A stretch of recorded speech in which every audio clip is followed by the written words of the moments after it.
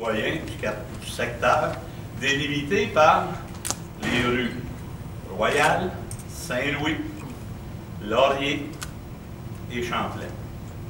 Donc le petit secteur est à l'est. À des soirées d'information sur le projet d'agrandissement de la faute, la déviation de la 117. Elle explique entre autres ses projets concernant l'aménagement de ce secteur. Écoute les citoyens, note leurs insatisfactions et essaie de trouver des solutions. Ça a été long, on a tout noté, on a essayé de faire un résumé de ça. Automne 2014, le comité compile les résultats.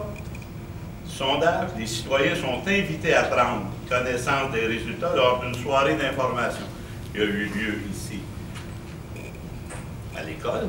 En résumé, la très grande majorité des répondants subissent des nuisances.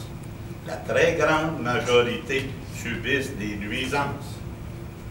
Perte de quiétude, détérioration de la qualité de vie, le bruit, les sautages, les vibrations, les bruits en propriété, et les gens pensent que certains, leur santé en est affectée.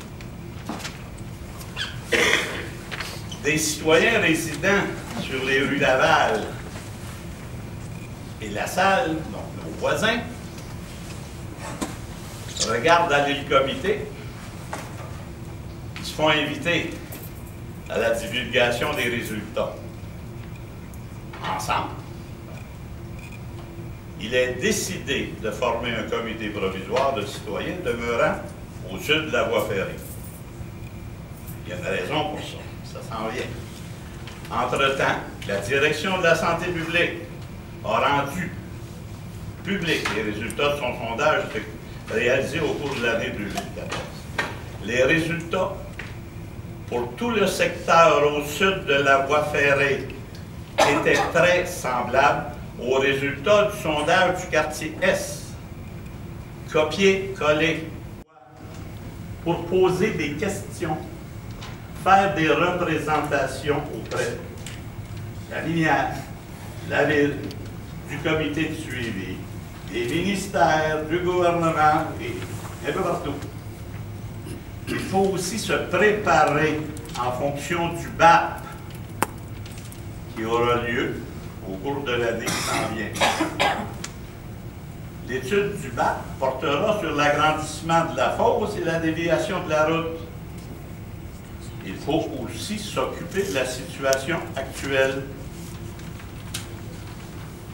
Selon moi, il est important de se donner une voix par le biais d'un comité de citoyens. Le comité n'aura pas toutes les réponses aux questions, mais sera en mesure de les poser à ceux qui peuvent leur donner. Le comité de vigilance s'est constitué en août 2007. J'avais assisté à une réunion à l'église de Malartic où Ossisco faisait la présentation PowerPoint du projet d'Ossisco. Je m'étais toujours tenue loin de ça, habitant à Buisson, mais j'étais très sensibilisée, je voyais passer tous les documents. Et finalement, ce soir-là, je ne sais pas pourquoi, mais je me suis dit, tenir une réunion dans l'église, j'y vais. Je vous répète que la loi, telle qu'elle existe aujourd'hui, elle ne vous donne pas encore de droit, encore le recours collectif. Ça, vous l'avez. Parce qu'avec ce que vous vivez maintenant, c'est comme très clair. Est-ce que c'est le recours à faire au moment où il y a un bac qui s'en vient? Quant à moi, c'est non. C'est le dernier recours quand il n'y en a plus d'autres de tout fait. Mais là, vous autres, vous êtes loin d'avoir tout fait. À mon avis, ça devrait commencer ce soir. De dire, on fait établir une zone tampon, pas 600 mètres, c'est pas 1,5 km. Quant à moi, là, qui est dans le dossier depuis 7 ans et demi, c'est des experts indépendants à déterminer quelles doivent être les zones tampons. Pas capable de déterminer ça, moi, je n'ai pas les connaissances pour ça. Et ce qui est bon pour une gabière, ce n'est pas nécessairement bon pour une mine à ciel ouvert. Donc ça, c'est la première bataille que vous avez peut-être à faire. C'est clair. Maintenant, on aurait besoin de propositions de nom. Qui est prêt à donner son nom pour avoir l'information et pouvoir faire avancer le dossier. Quel support qu'on peut vous apporter? Puis il faut comprendre que pour nous, on veut jouer un rôle entre la minière et les citoyens et les ministères et la ville. Et je rappelle que tous ces gens-là siègent mensuellement autour de la même table. Le comité de suivi, c'est un lieu de concertation, c'est un lieu d'échange. Il y a des ministères qui sont là, les villes sont là, la minière est là.